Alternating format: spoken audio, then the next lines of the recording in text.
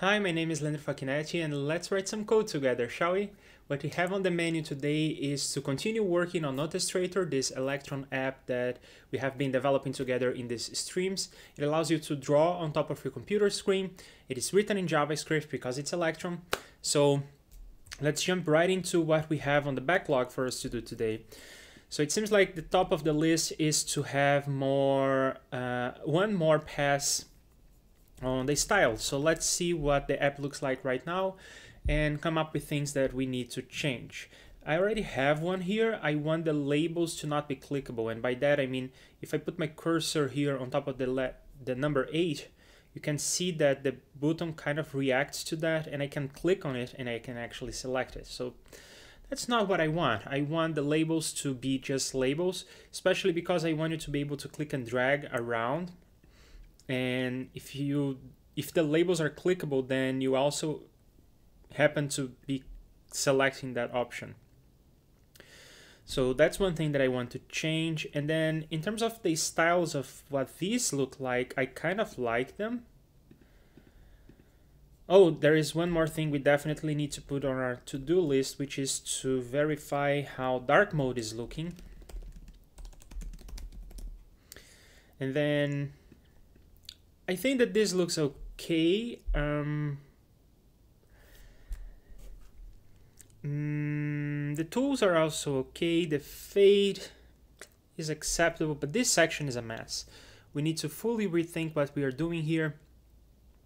Not only because I initially thought that I could get away with just icons, but they don't mean anything when you have so many of them. So we probably need a different layout here where we have icon and label, a textual label describing what this does. And then we need to rethink this section. But I think that in terms of functionality, I think that everything is in here, and I like all these functions, and I don't think that we are missing any fundamental function right now. So it's mostly a matter of making this look good. And I think that's what we are gonna do. So yeah, there isn't like a lot to do. It's not too surprising, I don't think. Let me commit what I have here on this README and let's get to our menu. We could also think of things we may want to do with the custom cursor, but I think that I like it. It responds to being in different tools, and you can sort of see the size of the stroke that you are about to do. And then there is also the cross. The cross is just there to help you actually find the cursor on the screen. Maybe we wouldn't need a cross on the bigger cursors, or maybe the cross could be more subtle. So yeah, if we have extra time today, then refine the crosshair on the custom cursor. Maybe we'll do that. Maybe we won't. We'll see. So let's start with this label stuff. It should be relatively straightforward. Let's see what we have.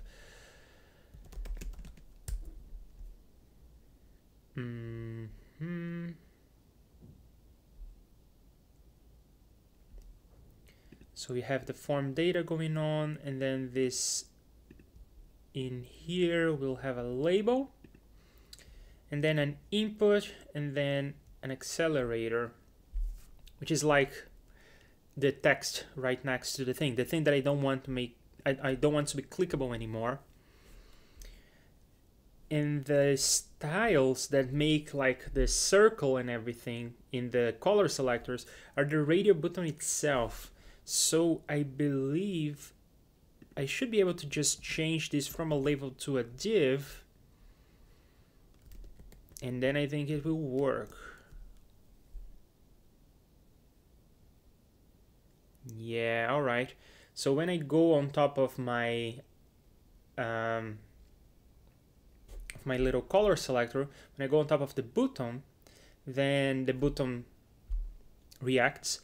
But when I am on top of the keyboard shortcut for the button, and I can even click and drag around, it does not activate the button. So that one was easy.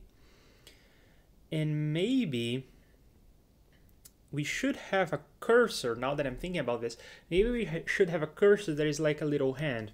This is debatable. There are some people who think that you should not have. So when you are over a button, for instance, I'm here over buttons on the menu bar, and my cursor doesn't change. Here on the rest of the operating system, the cursor doesn't change. But then there are most web apps, and Visual Studio Code does that as well. The cursor changes to a little hand. So I guess I don't really like this. I guess I'm going to go with the flow and just have this be a little hand. Now I wonder where I should do this. Do I have something global going on? And I don't think I do anything with cursors on the menu part of the application. I do stuff with the custom cursor on the drawing part, where I want to show the custom cursor. But here on the menu, I don't play with cursors.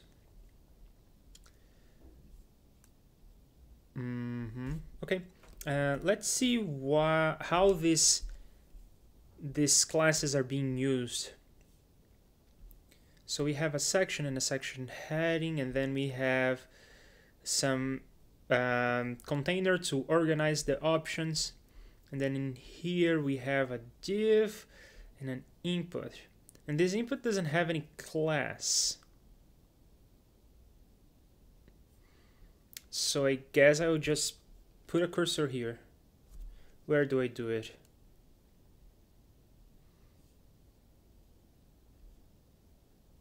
I guess I'll do it down here.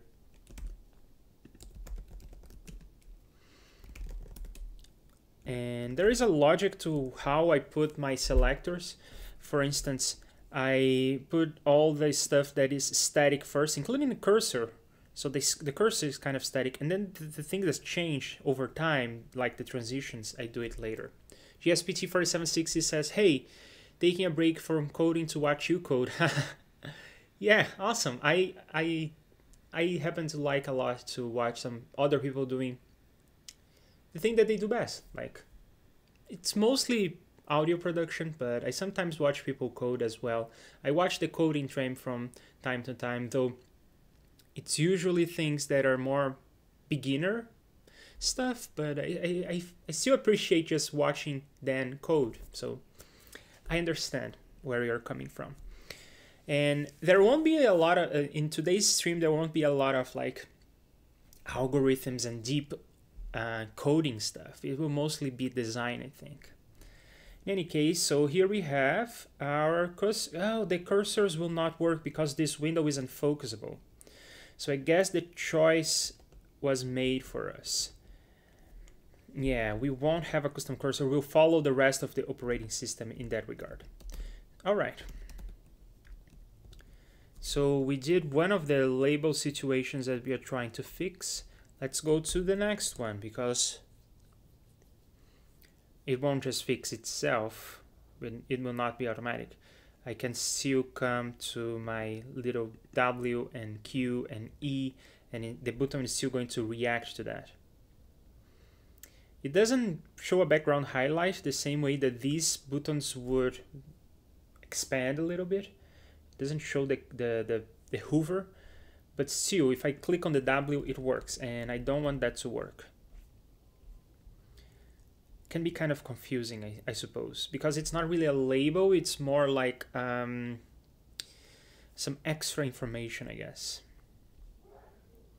Again, the input is the SVG. Oh, not really. So in this case, the input itself is not the thing that you interact with. It's not like in the color selector where the input was the little icon itself. In this case, it's not.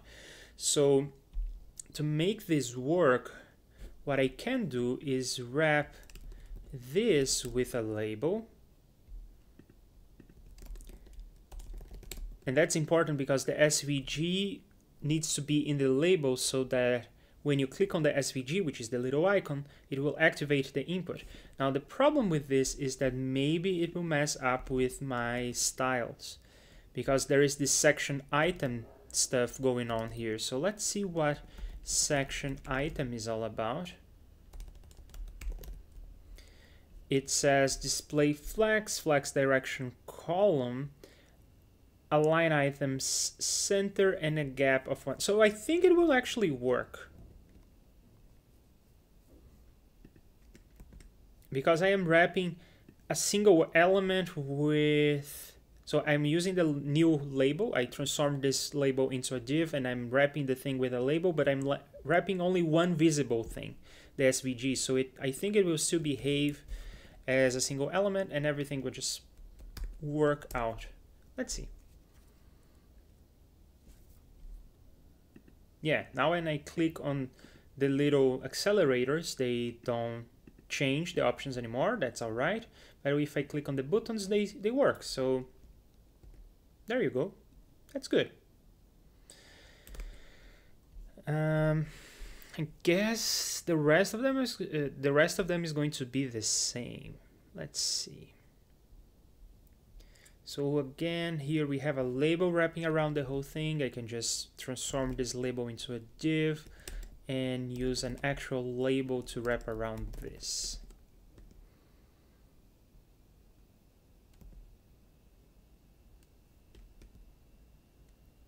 Oh, I forgot to close this tag. Now it's working. Oh, and I noticed something on the previous one, which is also true of this one below.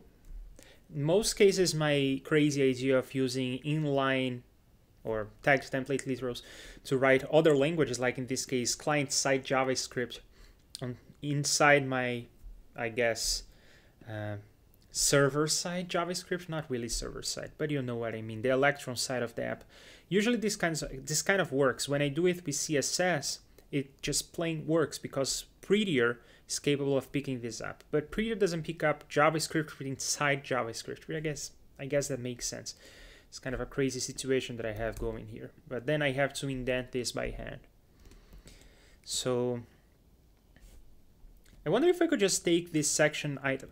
Let's first see if this will work. But I wonder if I can just take the section item icon and pop it on the label itself.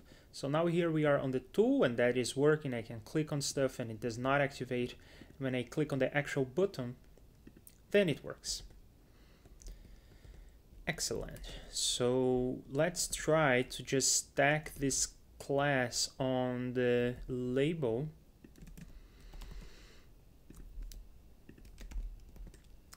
Because the input is hidden anyway, so it shouldn't affect anything. Oh, but it does. Yeah. Yeah, probably the section item icon is dependent on a previous element sibling being activated or not. So I guess I'll just undo to bring back my div.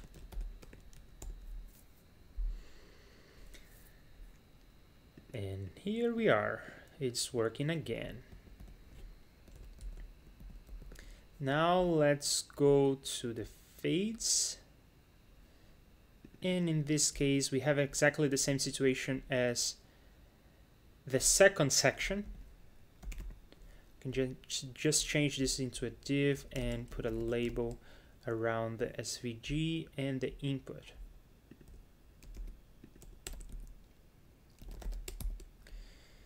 And I suppose I will also have to change the indentation here. Let's try this one. Yeah, all right.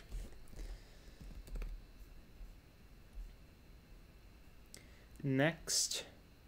Oh, that's the crazy section where we don't know exactly what we want to do. So I'll not spend time fixing this mistake there, because we'll have to figure out what we are going to do with this section anyway. So I think that we nailed this part.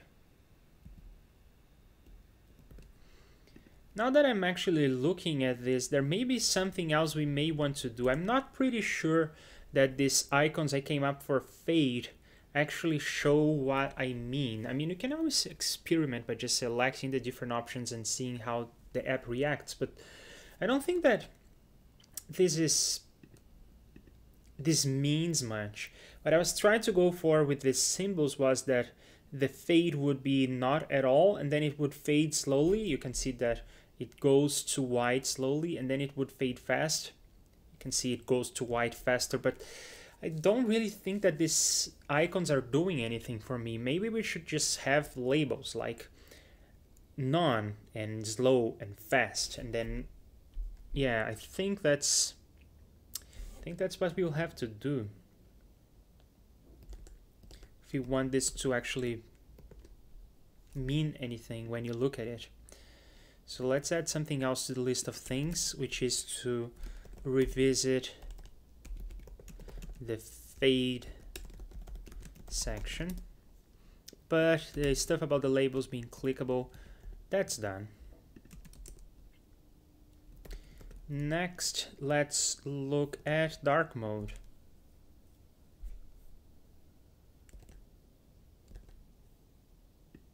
Now that will be tricky. The only way I can switch to dark mode is if I stop the app and restart, but that's okay.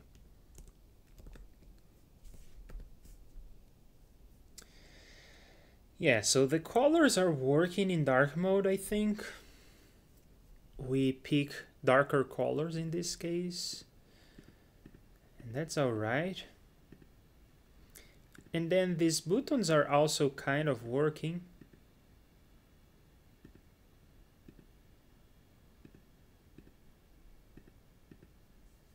Yeah, in general, I'm happy with dark mode. I think it's working out fine. What do you all think? Do you think it's working fine? Do you like dark mode? Do you think it should change? Let me know. In any case, I'm happy with dark mode. And then we get to this harder stuff like, oh, the refinement of the crosshair I'll leave for last if we have the extra time. And then the revisit, the fade section I'll also leave for later because we have something much more pressing. The question mark section. We have to figure out what to do with that section.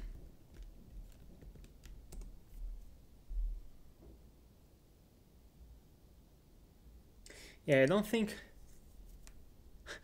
GSPT says that dark mode should be the default. Yeah, I guess. No, I don't know. I think it makes more sense to just follow the operating system and do what everything else in the operating system is doing.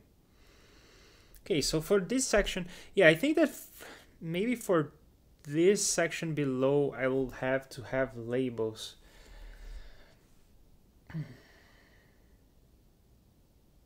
I think that colors really work. I think that stroke width really works. The tool may have labels. Now that we are going to have labels for other stuff. So how about we start with the question mark section, and then if it works, we'll maybe do the fade and the tool as well. I have to fight my urge to start refactoring the tool section, which it's kind of working. Okay, so what do we have going on here? This is the question mark section. I guess I don't really have a good name for this section, so I guess it won't have a name. There will just be a separator, and it won't have a name. And then the spacing is all messed up. But never mind that, we can take care of the spacing in a moment.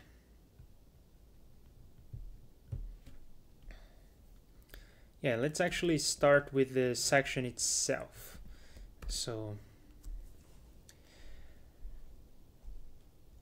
what do we have here? We have, I don't even remember exactly what these buttons do.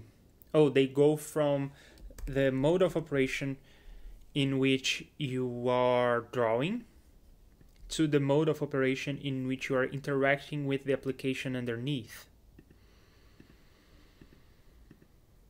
And I thought I had fixed this situation where the custom cursor doesn't go away, but it appears that I did not fix it. It's even following the cursor as I move around in Visual Studio Code, but only after I have hovered over the menu. So yeah, the situation is crazy with the custom cursor. We have to figure that out. Yeah, okay. Let's put this on the list. Custom cursor isn't going away when you switch to... How do I even call this? I guess I'll have to come up with a name now, but for the time being, I'll just call this. Okay.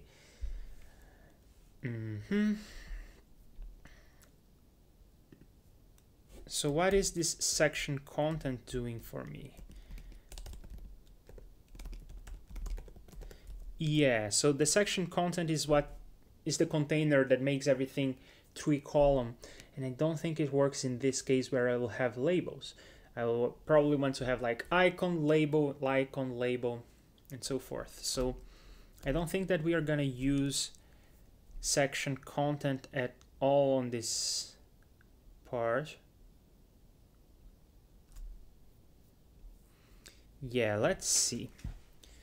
I'll leave this here on the side so we can take a look at it from time to time. But in any case, I don't think we will want to have this section content stuff. How about we start a new section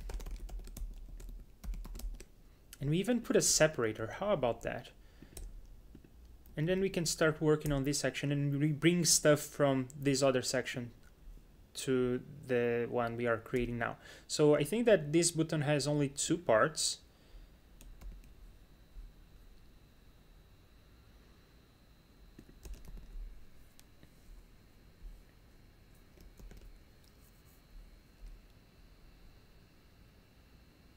And then we have the same situation we had where the labels or the accelerators are triggering because they are in the label. So I'll change this all to divs and I'll put my label. Oh, this ignore mouse event stuff could even go up here. It belongs to the whole section. That's fun.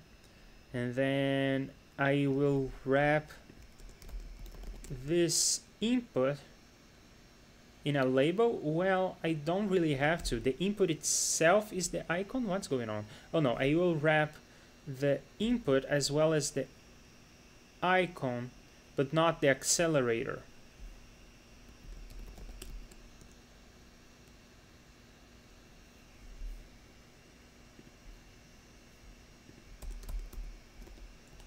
And then because I did this, this section looks kind of silly, where I have a div and a label right in the div, but I have nothing else because this action does not have, oops, I bumped into your ears.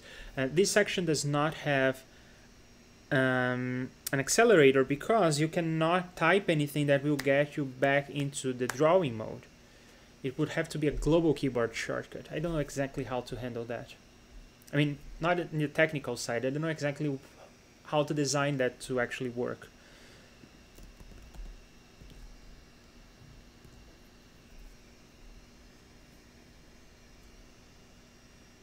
Okay, this is starting to look like something, and then we'll have a label on this side. And if I click on the backtick, it doesn't trigger anymore. And does this keyboard shortcut work? Yes, it does. That's great. And it's right below the escape key on US keyboard. Oh no, I did that thing that I sometimes do in which I quit Visual Studio Code instead of quitting my app. It's a good thing that Visual Studio Code comes back with the same state if you give it a minute or two. Okay, so what do we have going on here? This needs to be a radio button because when you are in drawing mode versus they are mutually exclusive, so that's why they're radio buttons. And then let's see. Well, I know for one thing that I want to indent this correctly.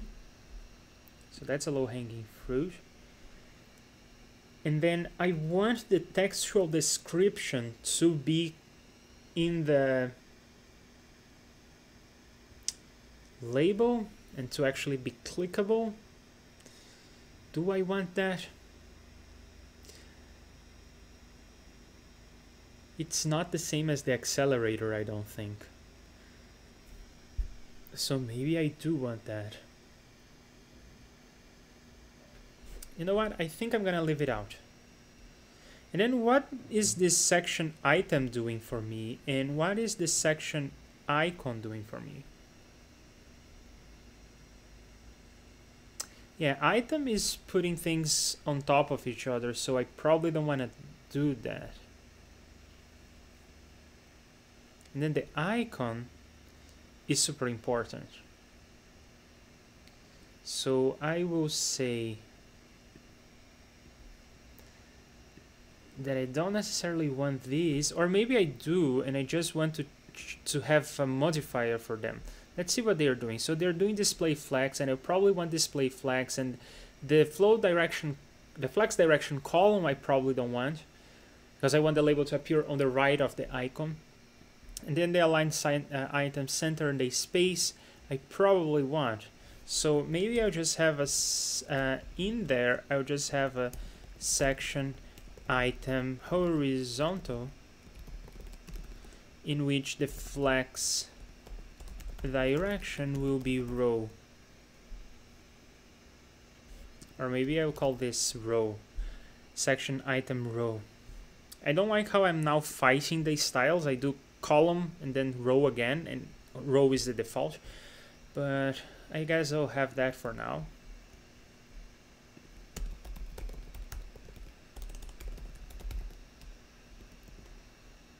So we'll have our little label, and then we'll have a textual description like draw.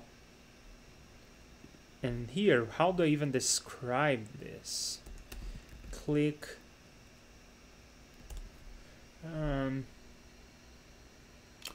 want to say like the window is transparent. You're not really drawing.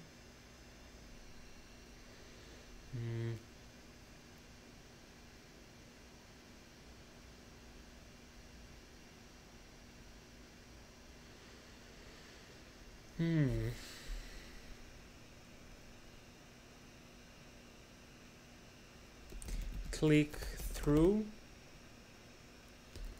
Is this how people usually write this word? Yeah, click through.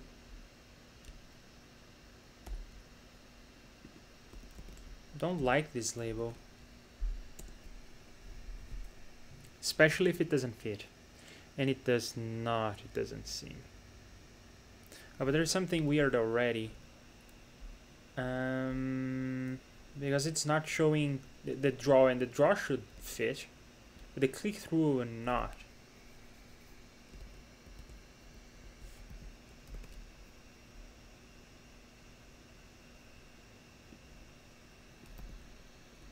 So I did not type this wrong. Is this flex direction row wrong?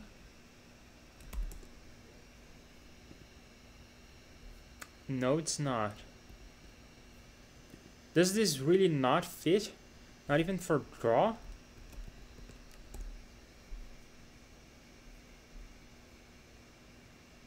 No, I have some other problem going on.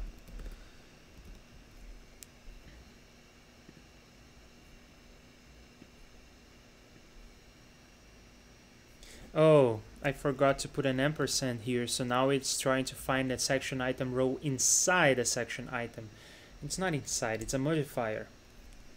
There we go. Yeah, so draw fits, but click through doesn't. So how do I even describe this situation? You're interacting with the application underneath, and it needs to be a single word. Don't draw, undraw, interact.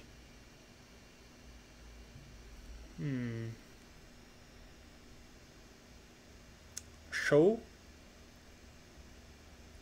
Show only? Show? Maybe just the word show.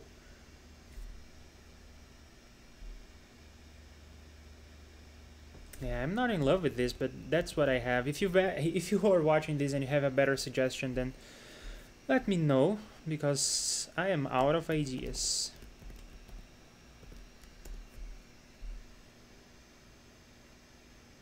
Yeah, that fits. And now it's only showing, so I could call it like show only or whatever, but I'm not in love with this. Okay, but then we have, yeah, I think that it makes sense for the labels to be clickable. Maybe not the accelerator, but I think that the labels should be clickable. Yeah, I kind of expect to click on draw and have it work. That's easy. All I have to do is to bring these fellows into the label. And of course that will mess up the spacing of stuff, because now the label has to have a display flex and whatnot. I'll create a class for this, and I guess it will be the section item row situation. So now it really is inside. Oh, but then it needs to have the whole shebangs, the whole display flex and yada yada yada. And then I don't even need to say the flex direction. I can just use the default. So align center and gap of probably 2. I think it was too close. We'll see.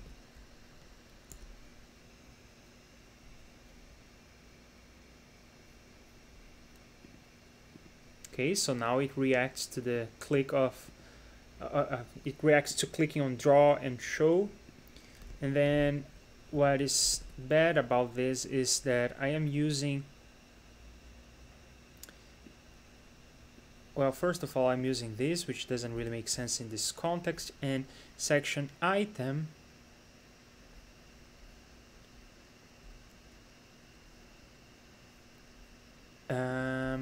is not going to be effective in this case. No, I don't want that, because that will put things on top of each other with the flex direction column and stuff.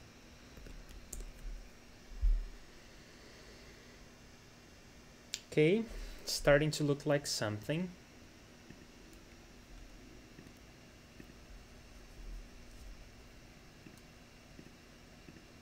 Maybe this space is too big. Probably want to go back to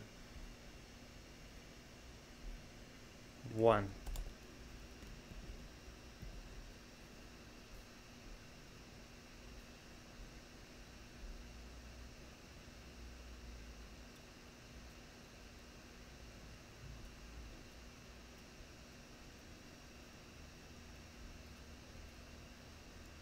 And then, you know what? I think it actually makes sense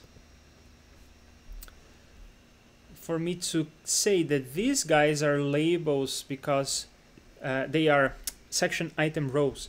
I could say that these divs are section item rows, so I end up with consistent spacing between everything, between even the accelerator and the rest. And now it's kind of weird where I have a section item row inside another, but I think it will make kind of sense conceptually.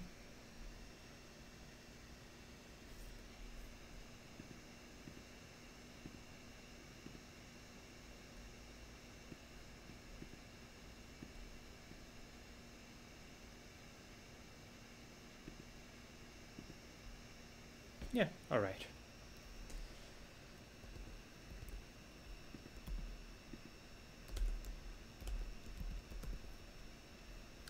Let's commit whatever we have.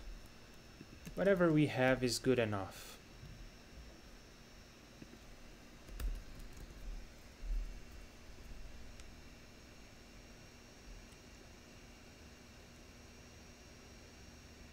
Do I want to have like a heading for this? Maybe I could call this mode, and that could clarify what I mean. Not by much. It's a pretty lousy header, but I think it may help.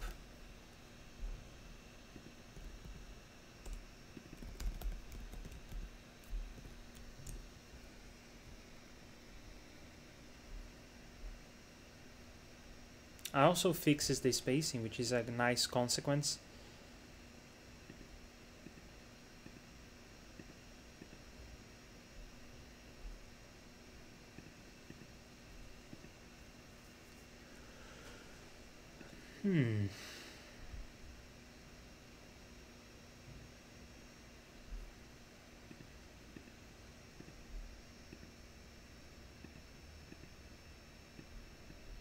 Okay, yeah, all right. Let's go to the next section. I don't even remember what all these symbols stand for. Again, too many symbols. I guess that's a problem.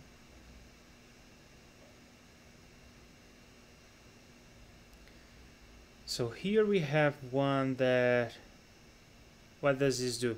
Okay, it closes the draw. So even if I have a drawing, it closes the drawing window. And then we do have another one that just hides the menu.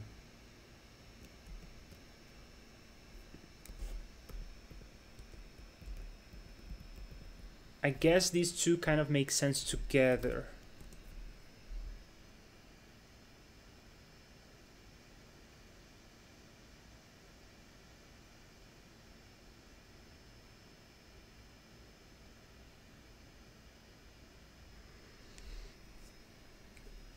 And then we have one that quits the app.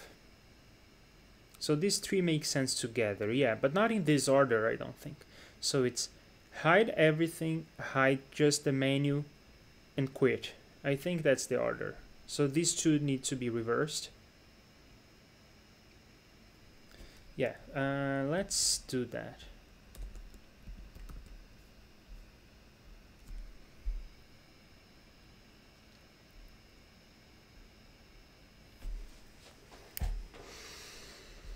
Okay, I'm thinking that maybe what I want in terms of this section where I have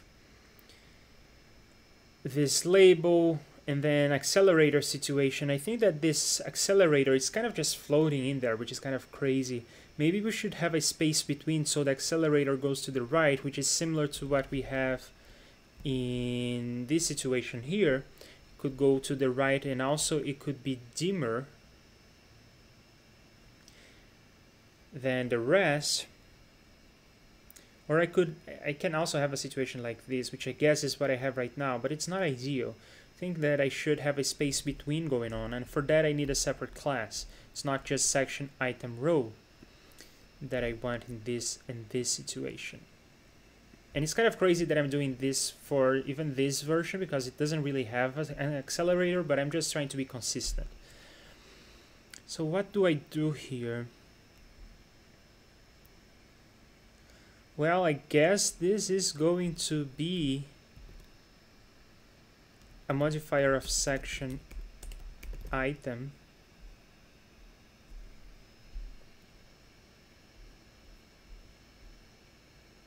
Yeah. So I will do some renaming here for this to make more sense in my head. I guess I have a section, and then I have a section item row.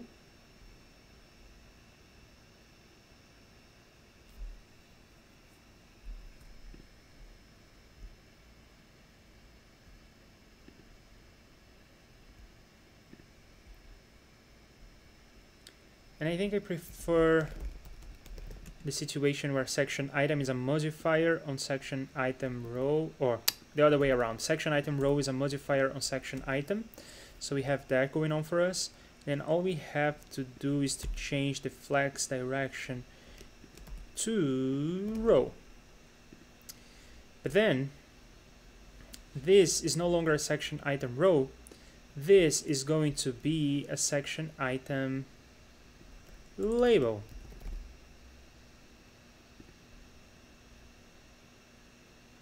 Okay, so in this section item row, I also don't only want the flex direction. I also want the justify content to be space between.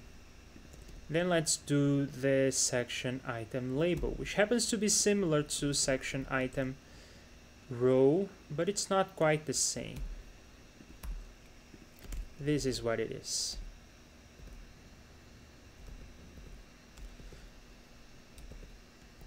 Yeah, let's try this. Yeah, so now the accelerator is on the right. Now probably also have a special class for the accelerator so it looks dimmer and bolder. I don't, maybe bolder, I don't know.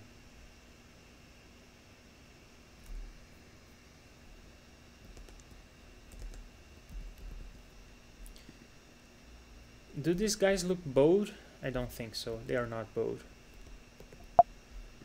And also, some of my accelerators will have special icons, like the command icon, and that will not work with bold.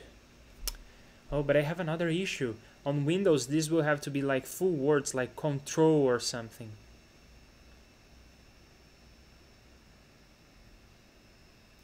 Starting to rethink my idea of having accelerators as first-class citizens because it takes a lot of space, especially on Windows. And I will have to write something like Control Shift something.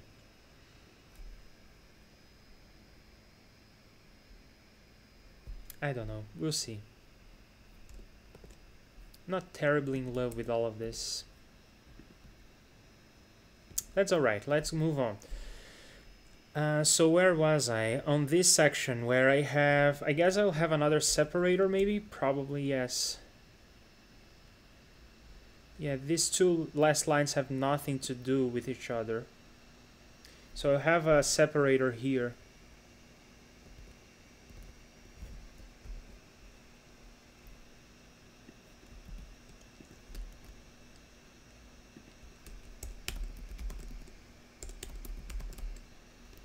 And then let's move stuff up. First this, which is the hide. And I guess I'll have a heading as well. Check this out. This heading will read close. And then the labels will be just what you are closing. Let's see the section above to kind of copy its structure. So it starts with a separator, then there is a section and a section heading, and then we have some section item right then and there without a content. So let's remove the content.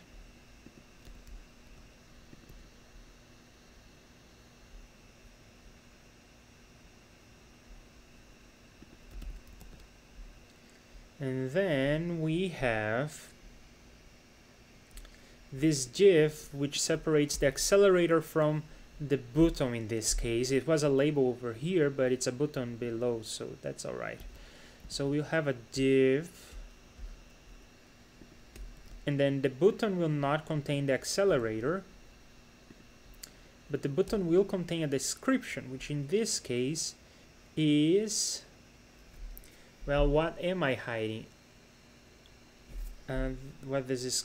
It looks like close. I guess it should be called hide. Hide window. Hide drawing. And now let's fish for the other button, which is hide the menu.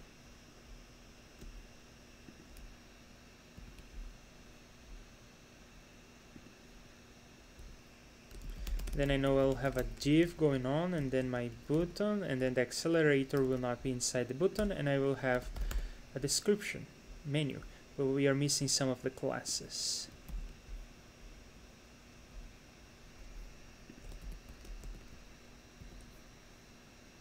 Alright, let's take a look at this.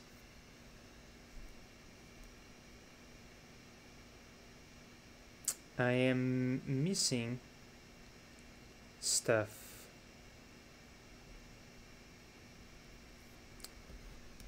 This is so crazy that I think that I messed up the HTML. The structure of the document must be wrong. Let's revisit this. So we have our mode of operation, that is alright, and then we have a separator, and then we have our hide section, which has two buttons and then another separator. So what the hell is going on?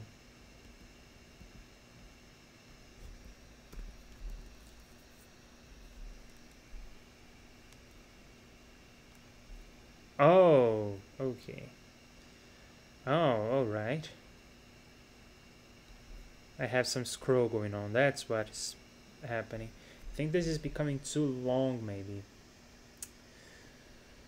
We'll see. So this is wrapping. Is it wrapping because I messed up the structure, or is it wrapping because it's too wide? Let's revisit this structure. Oh, do I want to have this div with the icon? Yes, definitely.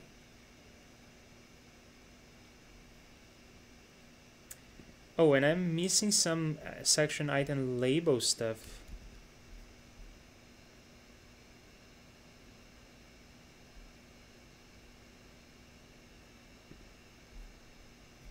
And the way I have it is the section item label is, in this case, I guess the button.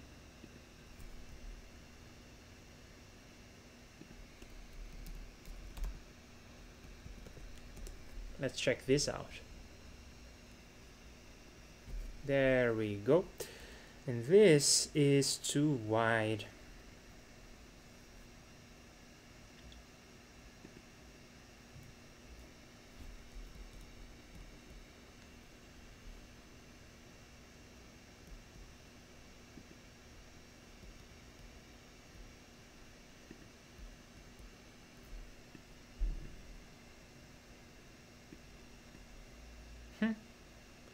I did something so wrong that I can no longer draw. That's so weird.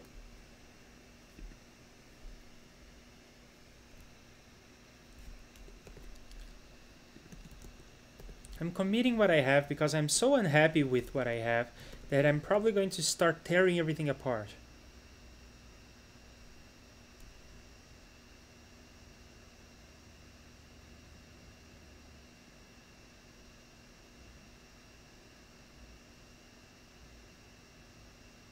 I can make it slightly wider so more stuff fits. But I don't know.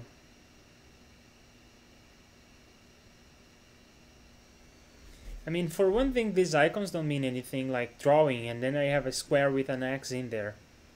What does that mean? And then menu, and then it has an I with a slash. That kind of makes sense. I'm hiding something, but I don't know. This makes sense. This makes sense. These two make sense. Drawing and show, it kind of makes sense, but not too much. And then fade, I was already kind of iffy on the fade stuff. Yeah. I think this needs a big makeover. What else do we have on the menu? Because I may want to do this later. I have a lot of revisiting to do.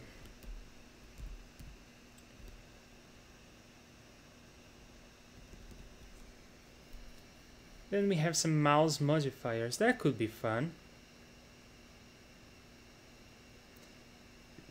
Yeah.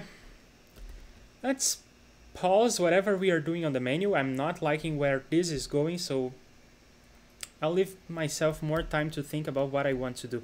Let's play around with modifiers. That could be fun. It's kind of a new feature. So the way I see this is, if you have a tablet, hang in there, I'll get my tablet and I'll show you what I mean.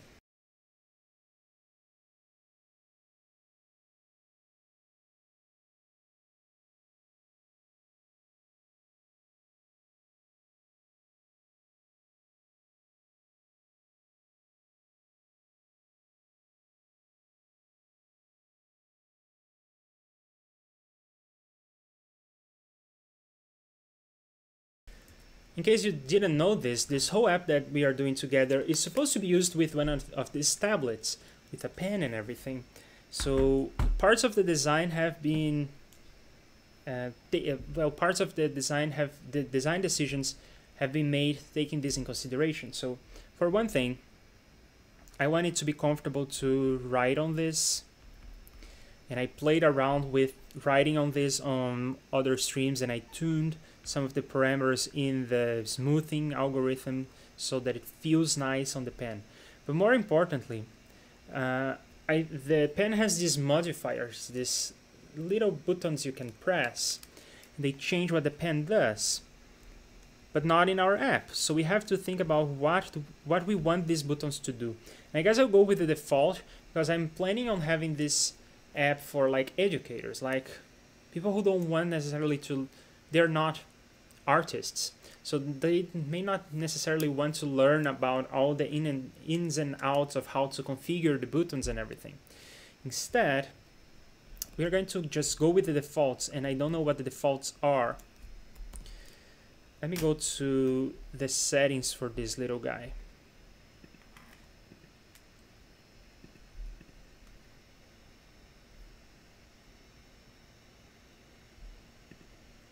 By default, I did not change my defaults. By default, if there are two of these buttons, one is scroll and the other is right click. And now we have, well, scroll I think is reserved because it's not really a mouse event like the other mouse events. For one thing, when I am drawing and I hit the scroll button, my cursor stays in place and this is sending scroll events to the window. So that's special. There's nothing we can do with that for now. But the other one, the right click, we are not doing anything interesting. We are just drawing all the same. And these drawings are kind of weird because I am not really pressing my pen on the tablet. I am just clicking on this and moving the pen around. Well, I want this to be erase. That's what I want to do. So here's what we can do. We can implement that so that it erases when you right click and drag. Yeah, that will be more fun than styling the menu, which was going nowhere anyway. So first of all, we have to detect that we have a right click as opposed to a left click going on. And we have this event handler here for mouse down. I suppose that the event will have some information about the right click. So let's go to MDN mouse event.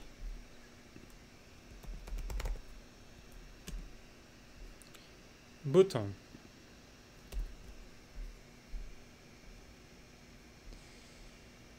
Oh.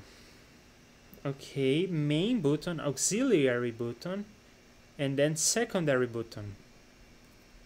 So we can just check that we have a button of 2. Is there something better we could look at?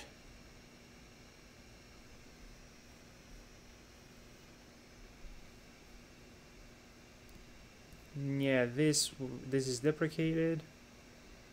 Yep, seems like button is the way to go. So here we can check if our event button is 2. Really, do I have to do like use the number 2? Is there like no constant I can use? This is crazy.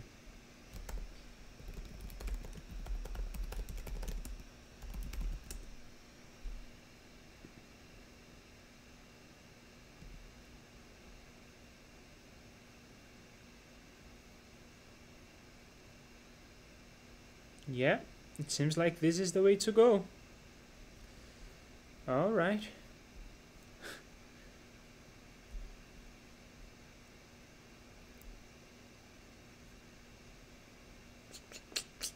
All right, we'll go with that. So if the event, I'm just going to alert right click. This is just to make sure that it can detect a right click. So there I am, drawing, all happy and stuff. Then I right click. That works.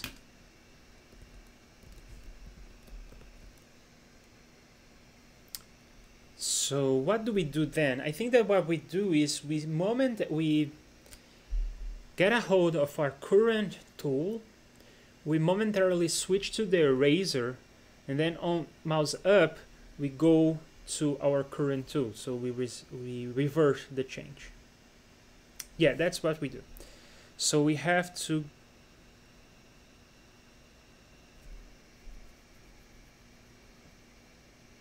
drawing settings tool. Oh, that could be annoying. Yeah, we have this situation. I remember doing that for, I don't even remember the reason, but I remember doing it. We have the settings as a property of the drawing. There it is.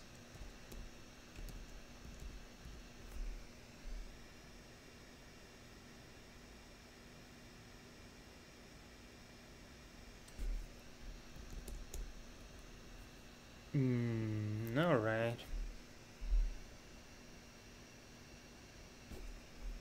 I think it will actually be, it may be easier than I was expecting. But first of all, I will say just right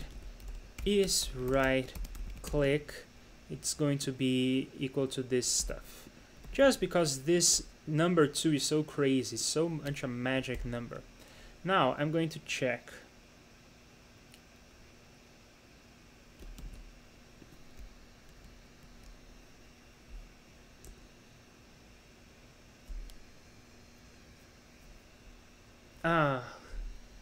I kind of wanted a visual feedback, and for me to have some visual feedback, the only way I can do that, oh, this is going to be so annoying. The only way I can have a visual feedback, here's what I mean. What I wanted was when I pressed the right, when I made a right click, which is like when I press this little button, I wanted this to change to the eraser. I wanted that kind of visual feedback, and then it would switch back. So it's kind of teaching you what's going on. And for me to do that, I need to send an event from my drawing window, which is what you're looking at right now, into the main process. Then I need to forward that into the drawing window so that it gets this into the menu window, so that it does this visual feedback.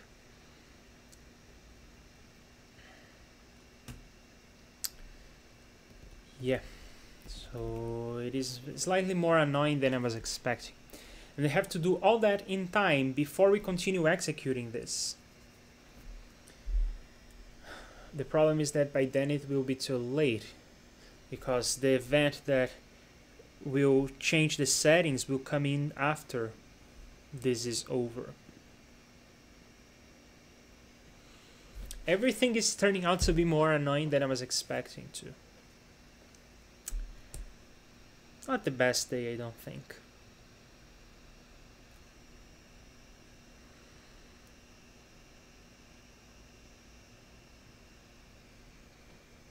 Can I get an event before mouse down? Maybe I could have two events. If there is any event that comes before my mouse down, I could intercept that. And then I could change the tools and everything before you were able to process this event. Is that something that could work? Not really. I would depend on the order of the events.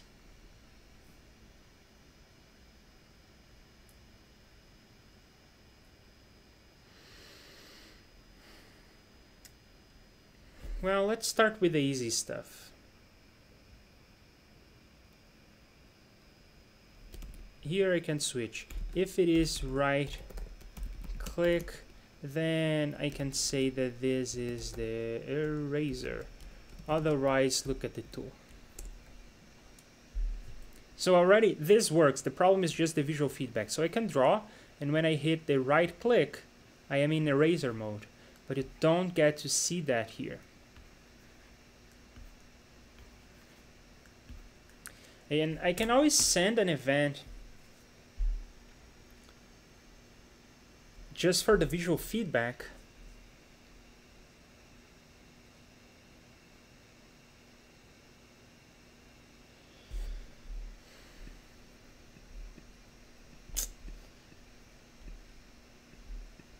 I'm testing if this works on a touchpad, and it does.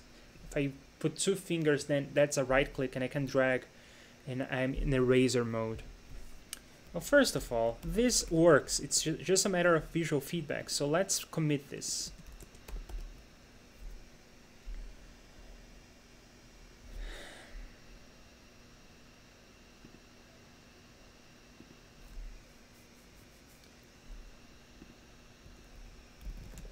Well, let's do it the hard way and see if we can make it better. So current tool is equal to this. Then we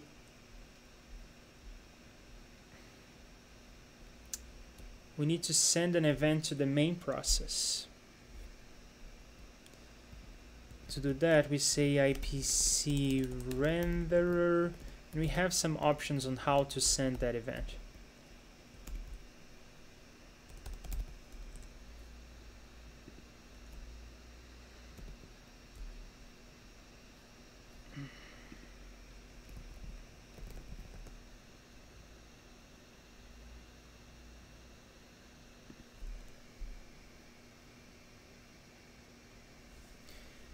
Okay, all of these are for handling events coming in, but this is for sending events. And then we have invoke.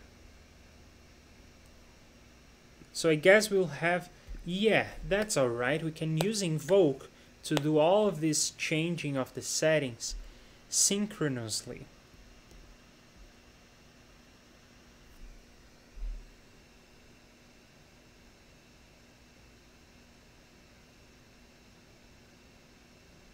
Yeah, let's do that. So we'll invoke, and how do I even call this event? What do I have in terms of event handlers on IPC main? We have a settings, which is to update the settings from the menu to the drawing window. Ignore mouse events and hide menu and quit and reset drawing and undo and redo. All of these are actions that happen on the main menu, so on the main process. So the main process needs to handle those. What we don't have is something for us to update the menu.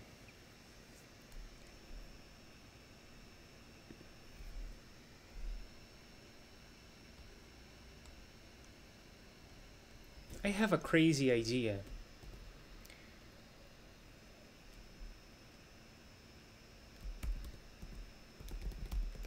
We have this execute JavaScript stuff.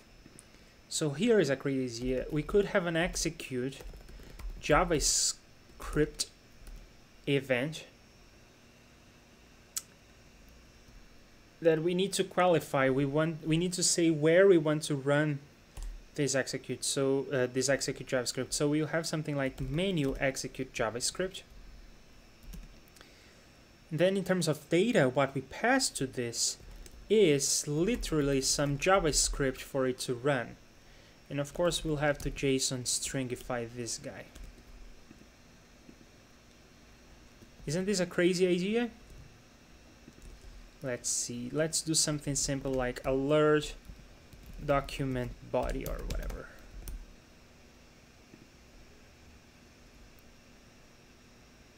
All right, then let's write the main process handler for this, and I guess I will do that close to settings.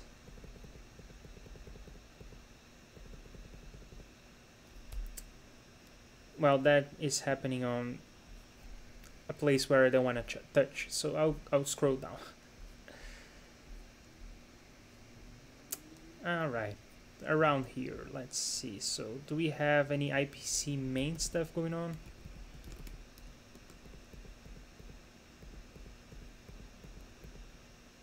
Yeah, we have nothing global for this. So we don't have exactly a good place, a precedent for where to put this code. That's all right. We can do it right here. So we'll have IPC main, and we are using invoke to do this. So I think it needs to, on the main process, it needs to use a different method. It's not IPC main on, it's IPC main handle. Handle menu execute JavaScript. Well, What if I just have an execute JavaScript? Effectively, what I'm doing here is I'm trying to break the programming design of Electron. I'm trying to break the architecture of Electron. I have two windows and a main process, but I'm trying to pretend that I can execute code anywhere, coming from anywhere. So I can come from my drawing window and I can execute JavaScript on the menu window and vice versa. It's just crazy like that. So we'll have to say two things. We'll have to say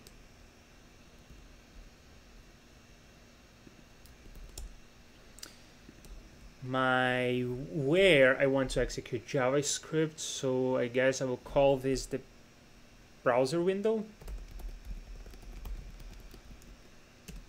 Will be, in this case, I want to execute JavaScript into the menu. And then over here, I can have a browser window. And I also need some code. So I guess I'll call this my JavaScript to execute. And then I need to see what is my browser window. Well, if my browser window is the menu, I'll go in order. If I'm trying to execute code into my drawing window, this will be my drawing window. If I want to execute code into the menu, this will be my menu. Otherwise, this will be null. So things will blow up. And then in here, I'll call execute JavaScript. And I can just go ahead and pass in the JavaScript that you want to execute. This completely breaks the programming design, the architecture of Electron. That's exactly what I'm trying to do. Let's see if it works. Can I go from... So the way I can trigger this is on my drawing, I can right click. And then it doesn't work. Cannot read property execute JavaScript of null. I wired something incorrectly.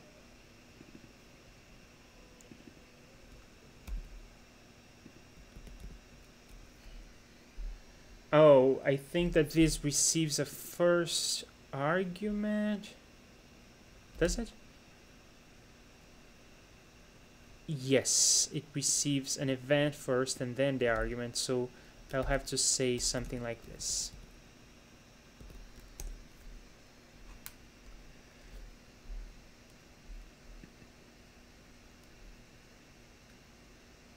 Intermediate value is not a function. Alright.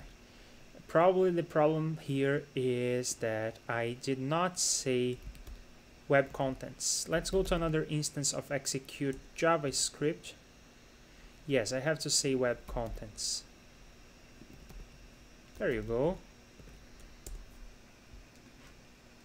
And then finally, for a right click, you can tell that the alert happened on the menu because the menu moved around to make space for the alert. So there you go. We now have a facility to break apart the programming model of Electron and to execute JavaScript from anywhere into anywhere we want. We can come from the drawing window and execute JavaScript on the menu. Oh, and now that I'm doing this, I think that on my handle for execute JavaScript, I can also return some stuff, right? Yeah. So I will return. I will return whatever this execute JavaScript returned, which is a promise. So to be more explicit, I'll say it like this. There you go. It doesn't get more explicit than this. It's not really necessary. The execute JavaScript was already returning a promise, but I think it reads better this way. It's a matter of taste. But now, what is the JavaScript that I actually want to execute? It's not alert body. What is it? Well, I want to document query selector for my eraser. Let's look for the eraser. Yeah.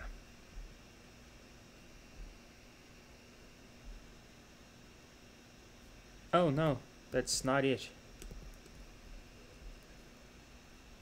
I want to find my input with a name of tool and a value of eraser. So I guess I can just look for value eraser, and then I click. Oh, isn't it a lot better when you don't have to abide by Electron's rules? Everything is great now. I right click and I switch to eraser. Alright. But even when I left click, I switch to eraser. Okay, but I still like what I did. I broke the app completely, but I think it's a good commit that I'm about to do here. Let's read the changes. So our current tool is our drawing tool, and then I have to check if I have a right click going on. So if is right click, then do all this shenanigans.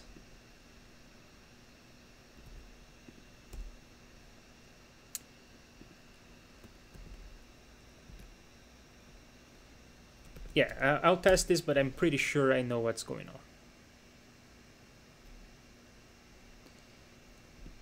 Yeah. Now, if I don't right click, I can still draw. That's all right. And I need to remember my current tool, even if I am not using a right click, because I will, well, it depends on how I want to do this, but as I can do it like this. Means the same, but I prefer this version.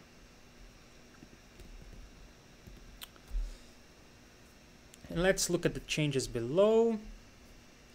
So yeah, that's all right. And I believe we'll be able to use this execute JavaScript in some other places, at least in the settings event. This event, this is a silly event. We can definitely replace this settings event with execute JavaScript, and we can rethink all the events.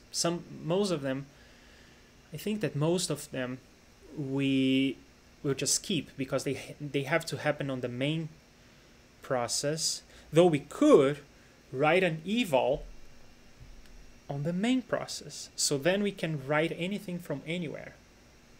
Oh, that's so crazy. Yeah, that will collapse a lot of ideas into a single place, and I love that. I love that I can break stuff with JavaScript. Very happy moment for me. It's one of those light bulb moments where I wasn't too happy with the thing I was doing on the styling of the menu, so I was like, oh, this is a bummer. But I really like this idea of how I'm breaking stuff all over the place using eval essentially. So yeah, I'm back on track. I'm happy with the results of this session. Alright, but all of this was so that I could do the right click stuff. So let's go back to our right click. So if it is right click, then invoke the stuff to change this to the eraser, and then I will do a lot of stuff for actually drawing, and then on mouse up I will check if this is a right click. I'm going to invoke execute JavaScript on the menu, and I'm going to select my current what did I call this? Current tool. Oh, but I don't do that on my Electron level. I do that at the client-side JavaScript level. Yeah, when you do this kind of crazy meta programming that I'm doing, you have to keep track of where you are on the layers. So I can draw, I can right click it, switch to eraser, and when I release the cursor, it fails. Script failed to execute. Normally this means an error was thrown. Check the renderer console for error.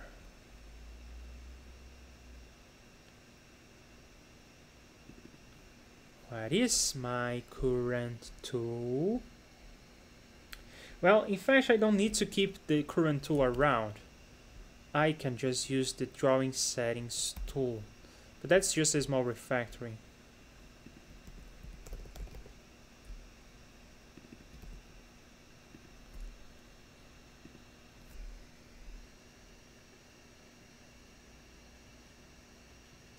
Oh, I have a problem.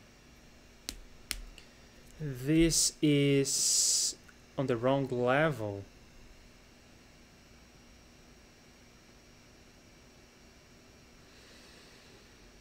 Yikes.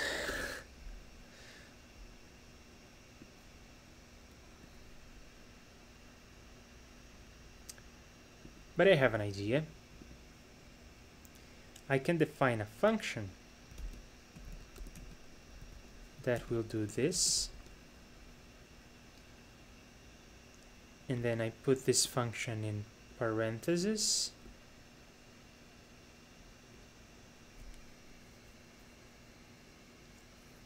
No, now I have to rethink my levels here.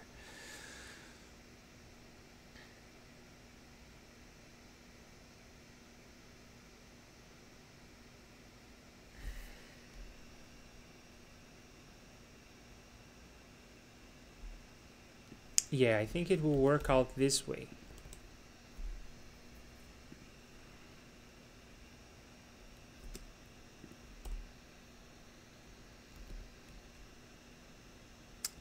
Check this out.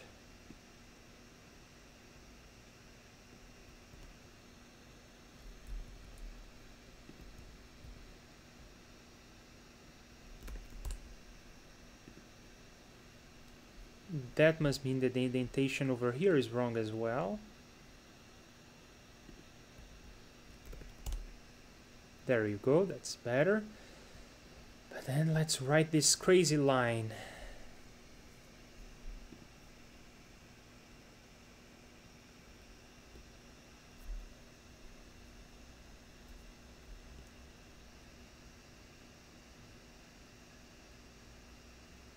Yeah. Alright, I know how to do this. Alright, let's do this. This is gonna be crazy.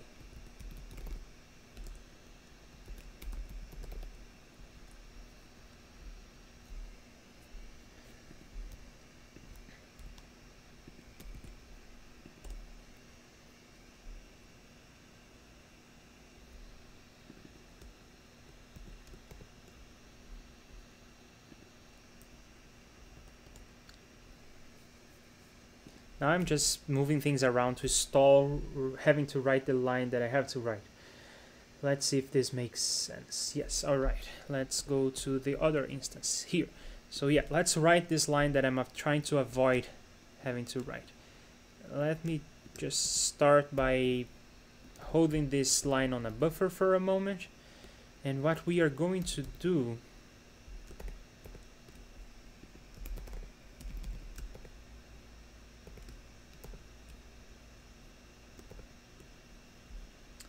is similar to this.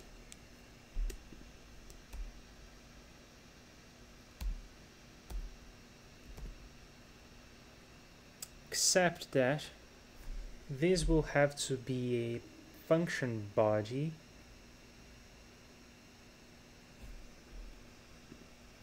like this.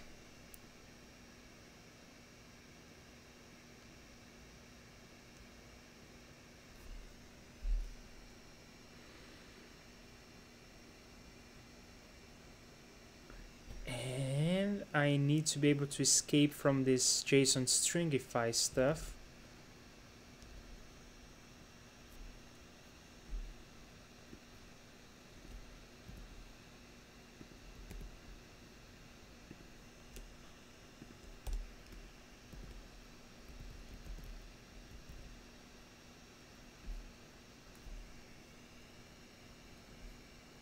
Alright, seems like these backticks are not breaking my syntax highlighting or my prettier stuff, which is good. It usually does break stuff. And then in here I have to interpolate, but not on my Electron level. I have to interpolate at the client-side JavaScript level. And then I can just have my drawing settings tool in there.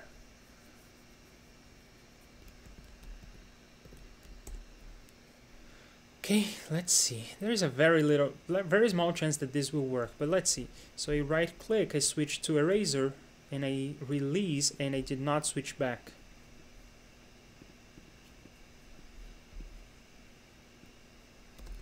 So yeah, it did not work. Oh, but that's because I am defining a function. But if I just pass in the JavaScript like that,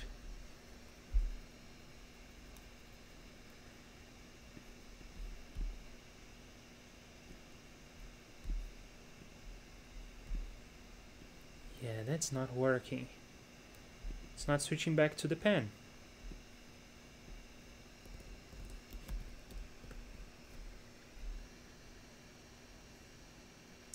Okay, let's start with easier stuff. If I try to alert, does that alert?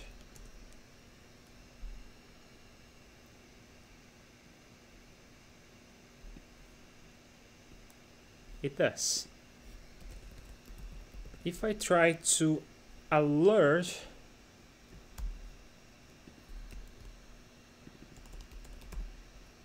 the drawing settings tool, does that alert?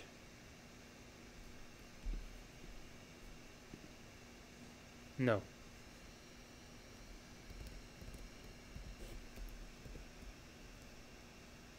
That's because I did not interpolate. But if I interpolate,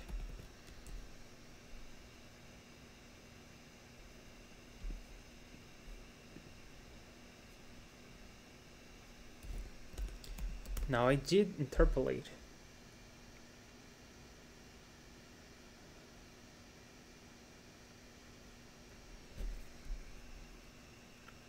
What is my drawing settings tool? I can alert on my drawing window.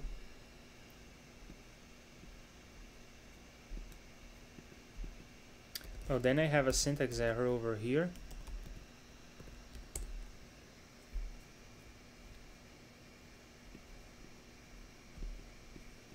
Syntax error still, because I deleted the wrong character.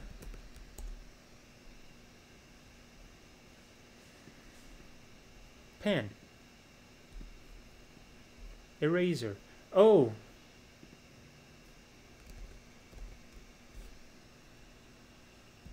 It switched on time.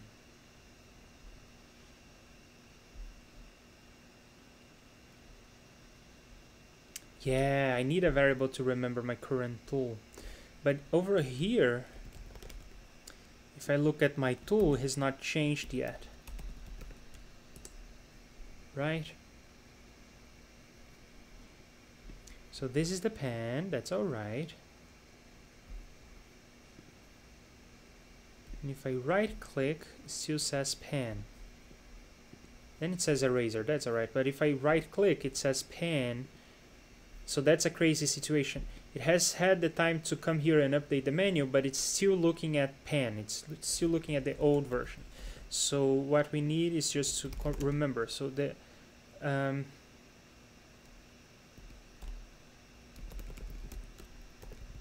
original tool is this. And then we write, if we are right clicking, we go ahead and change the tool. Then down here we can look at original tool.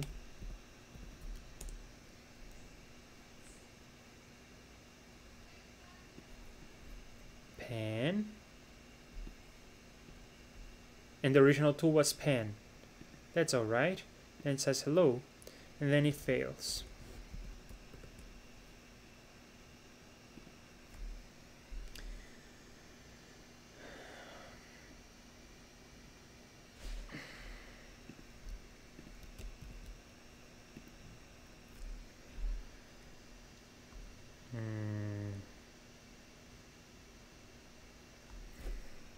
Let's try a simpler method of interpolating stuff.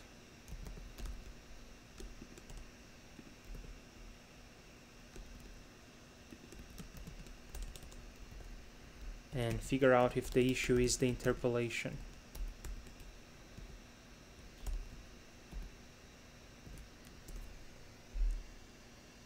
Oh, we need quotes. We need quotes. Otherwise it will interpret pen as a variable on the other side. That's easy, just JSON stringify.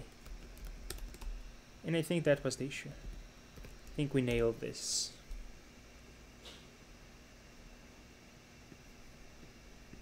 We did not nail this. It's a syntax error, it seems.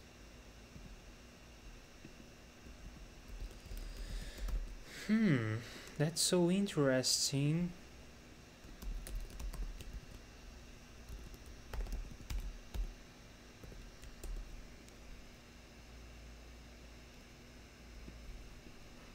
We have a syntax error going on.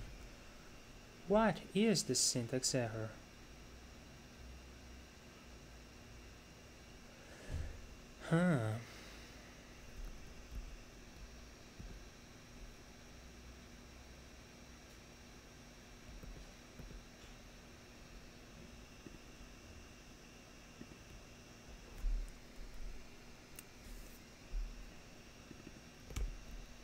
This was working a minute ago. I made a mistake.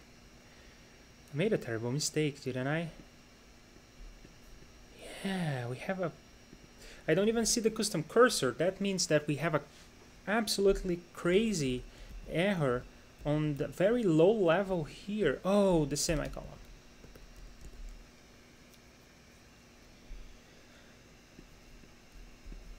Yeah, we are back to alert high. Then we can try to bring in the JSON stringify with the original tool.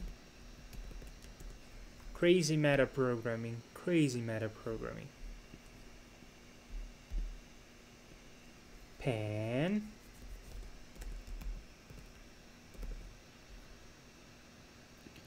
Now, can I write this?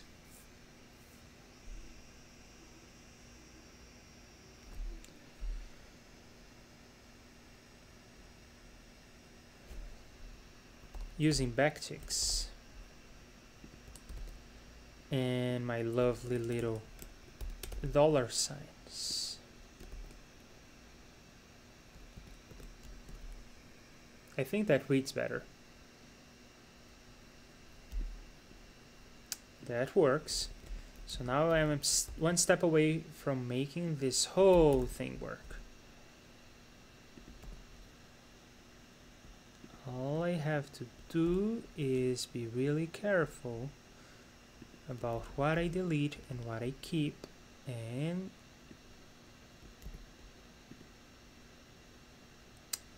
here we are. Let's read through this. So we have a document, query selector, and here we escape into the drawing window, client-side JavaScript. We stringify the original tool.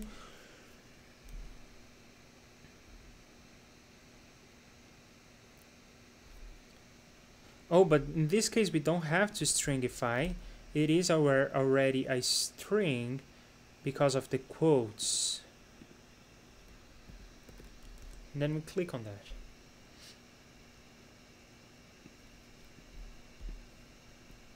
There you go. We switch to the eraser and come back to the tool you had to begin with. So I'll turn on the tablet, give this a try, and wrap it up. Tablet's turning on. Tablet seems to not be able to connect via Bluetooth.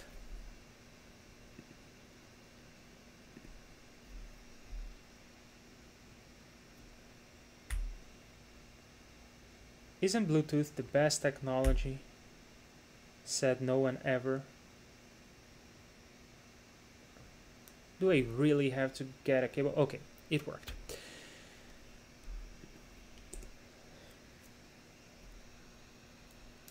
Okay, so I am drawing, and then I right click, I switch to the eraser, and I come back.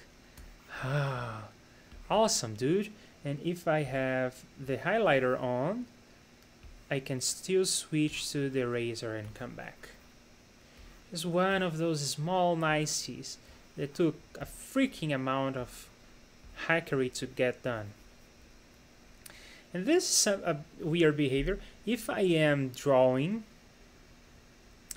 and then I switch to a right click, I go into eraser mode right away and I lose the line that I had. Oh, because the eraser erases the line that I was drawing. It finishes the drawing, but then I switch to eraser mode and the eraser is right on top of my drawing. So that is okay, I guess. It's kind of nice actually that it does this, because I can draw something and I say, oh no, I don't want that. I can just tap the pen, and it erases. Alright. Okay. That was exhausting.